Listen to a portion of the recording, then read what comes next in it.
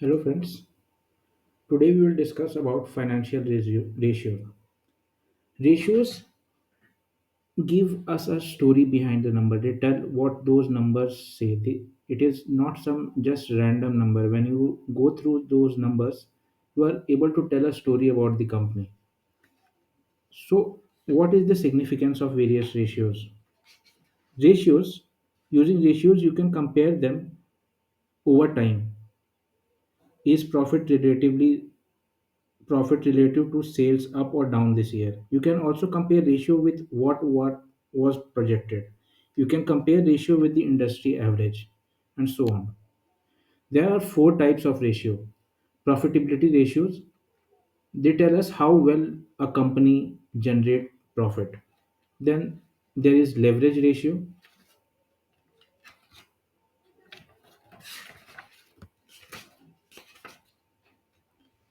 Leverage ratio, how extensively is the company using debt?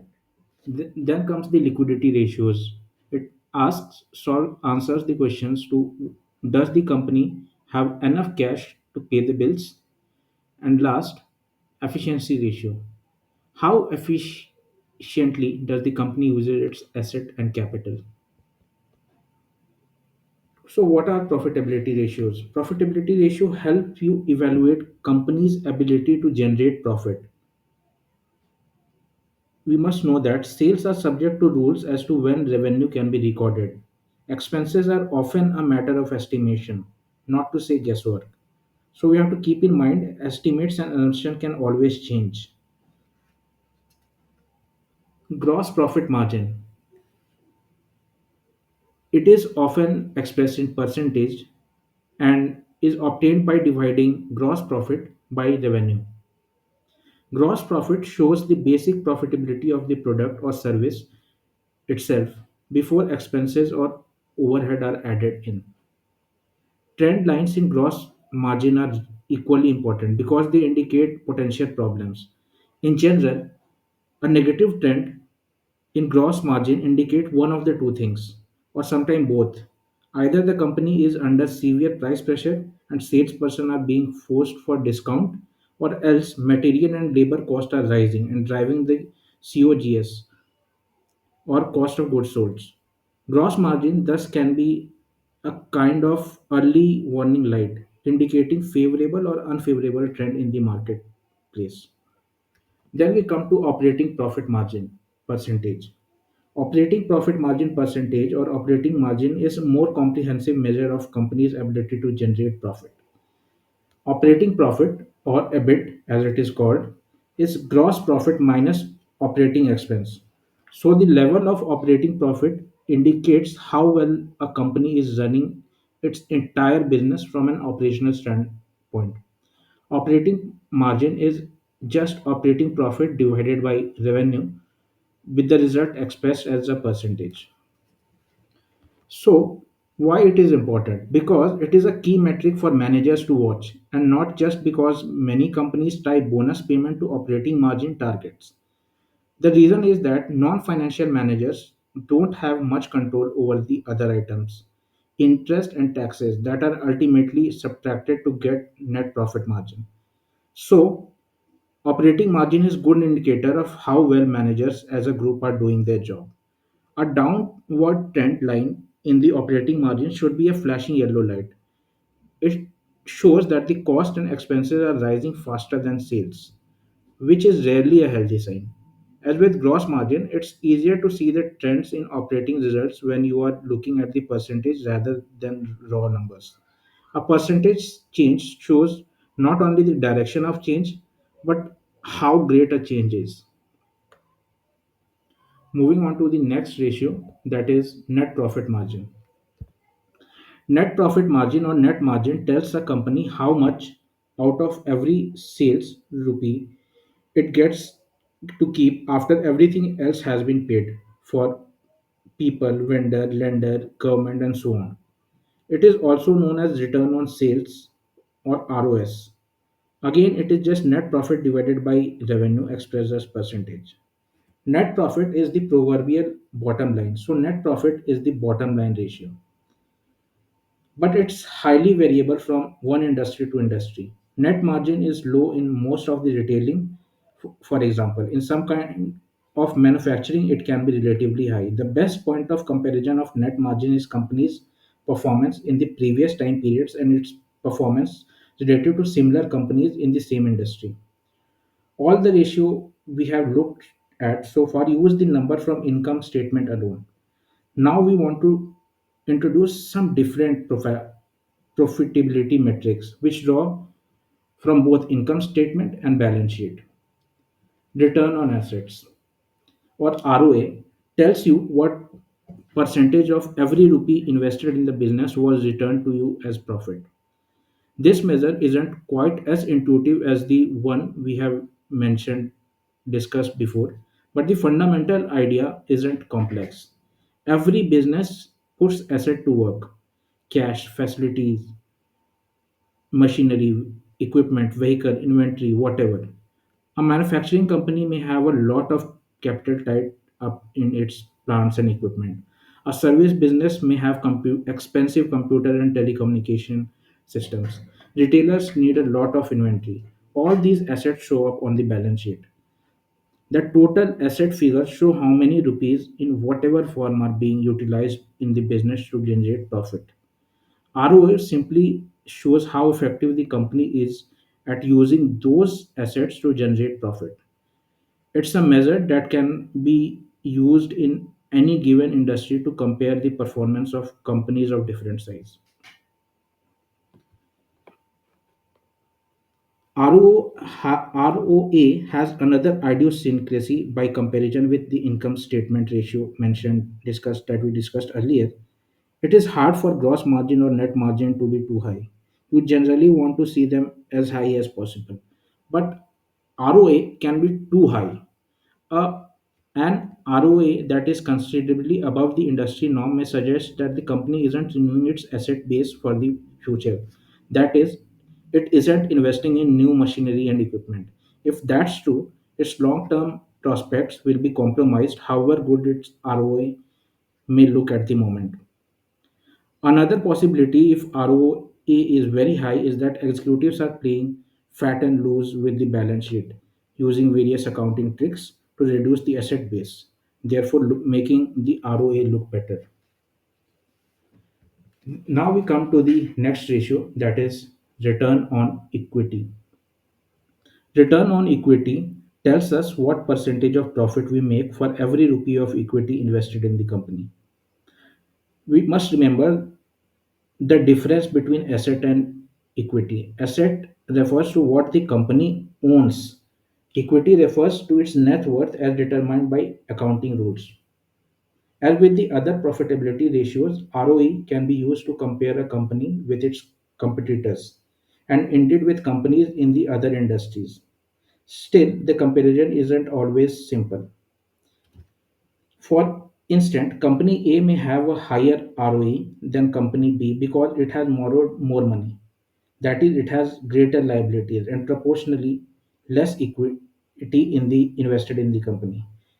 Is it good or is it bad? The answer depends on whether company A is taking on too much risk or whether by contrast it is using borrowed money judicially to enhance its return. That gets us into ratios such as debt to equity, which we will discuss later on. For an investor's perspective, ROE is a key ratio. Depending on interest rate, an investor can probably earn 2, 3, or 4% on a treasury bond, which is about as close to a risk-free investment as you can get. So if someone is going to put money into a company, he will want substantially higher return on his equity.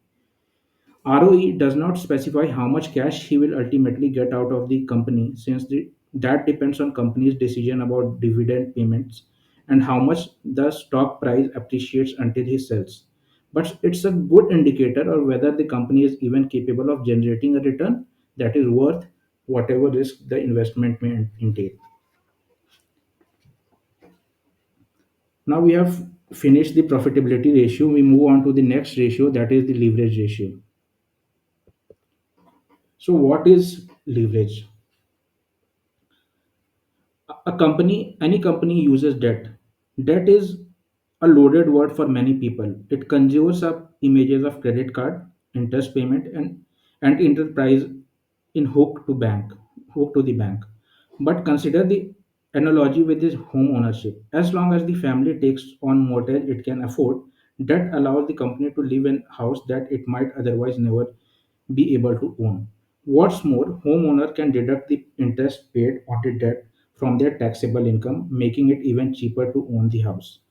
So is it with a business. Debt allows a company to grow beyond its invested capital alone would allow, and indeed to earn profits that expands its equity base.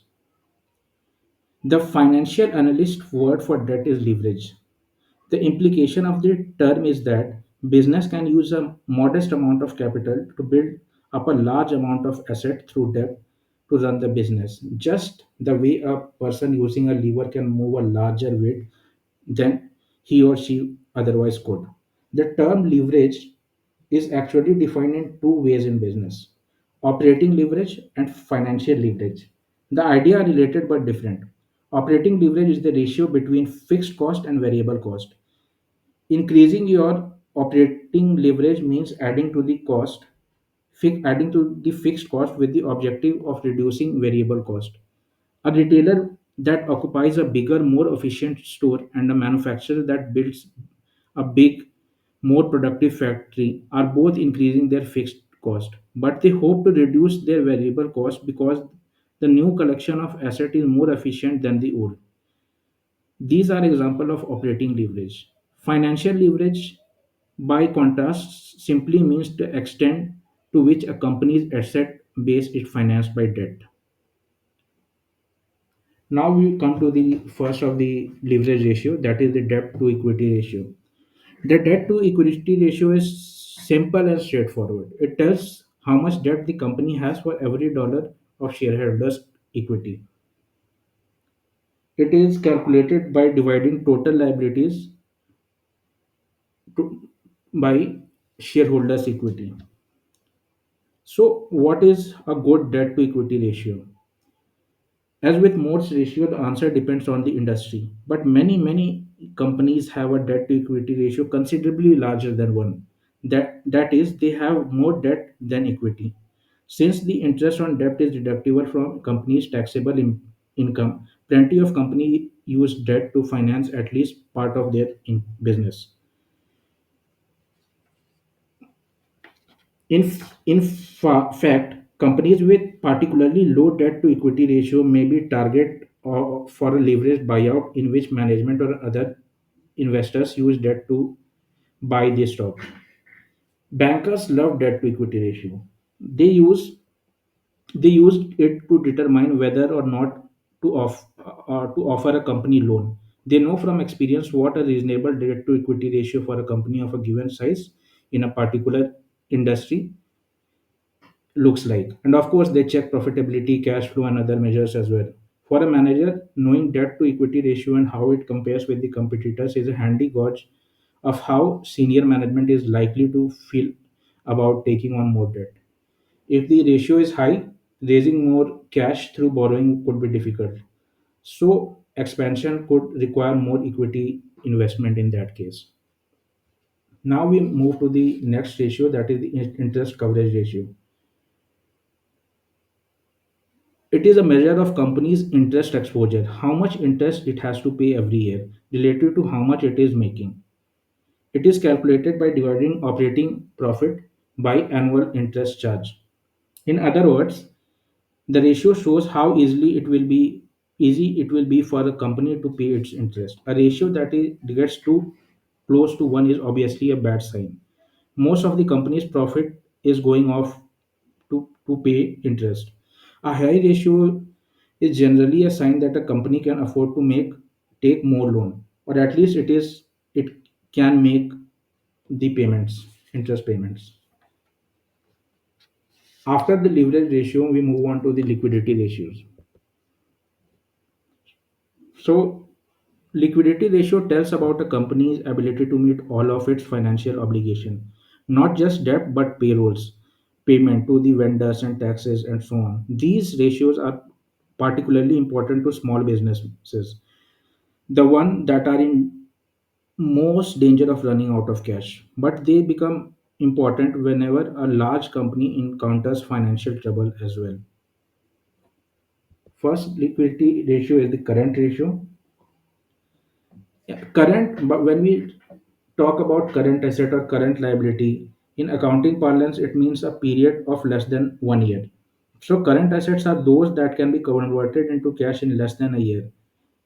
Figure normally includes account receivables, inventory, as well as cash. Current liabilities are those that will have to be paid off in less than a year, mostly account payables and short-term loans. In most industries, current ratio is too low when it is getting close to 1. At a point, you are just barely able to cover the liabilities that will come due with the cash you will be coming in. Most bankers aren't going to lend money to a company with current ratio anywhere near 1. Less than 1, of course, is way too low, regardless of how much cash you have in the bank. A current ratio is too high when it suggests the company is sitting on its cash rather than investing it or returning to the shareholders.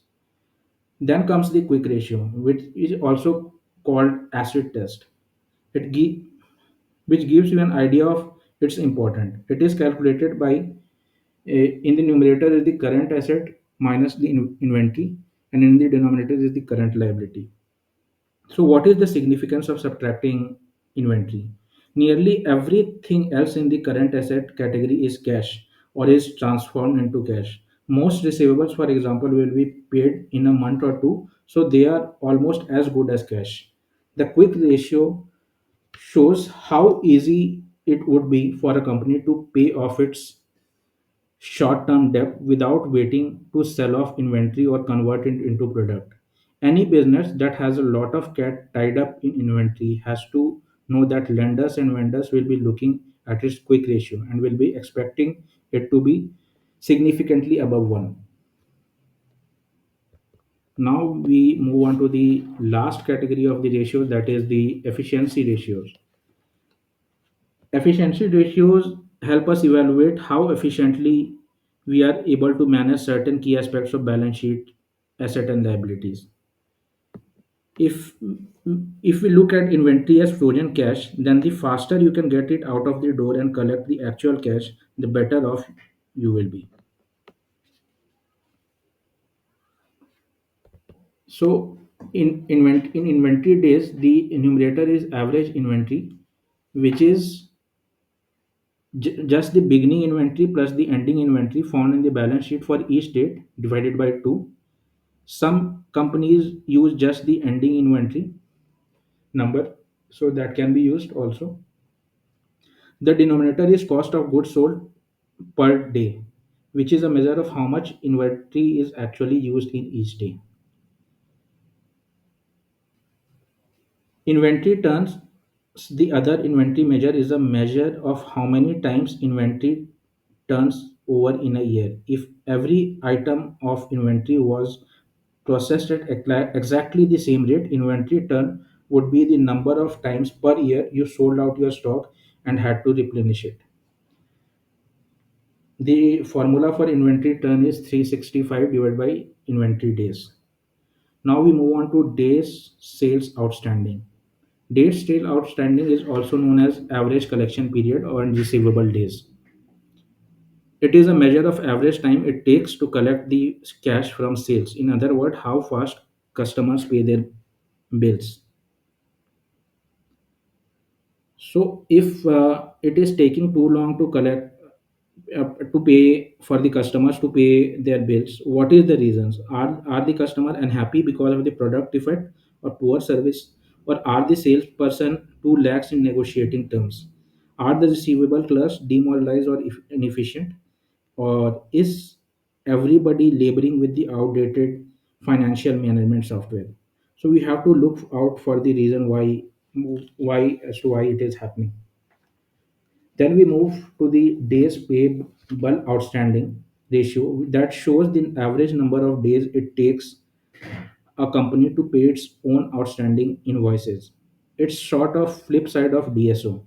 The formula is similar, taking ending account payable and dividing by COGS per day. The higher the days payable outstanding or the DPO, the better a company's cash position will be. But the less happy its vendor are likely to be. A company with a reputation for slow pay may find that the top of the line vendors don't compete for its business quite so aggressively as they otherwise might. Price might be a little higher and higher, terms a little stiffer. Now we come to the last ratio, that is the total asset turnover, which is obtained by dividing revenue by total assets. Total asset turnover gauges not just efficiency in the use of fixed asset but efficiency in the use of all assets. If you can reduce inventory, total asset turnover rises. If you can cut average receivables, total turnover rises. If you can increase sales while holding assets constant or increasing it at a slower rate, total asset turnover rises. Any of these managing the balance sheet moves improves the efficiency. Watching the trends in total asset turnover shows how we are doing. So that was it from this module. See you again. Thank you.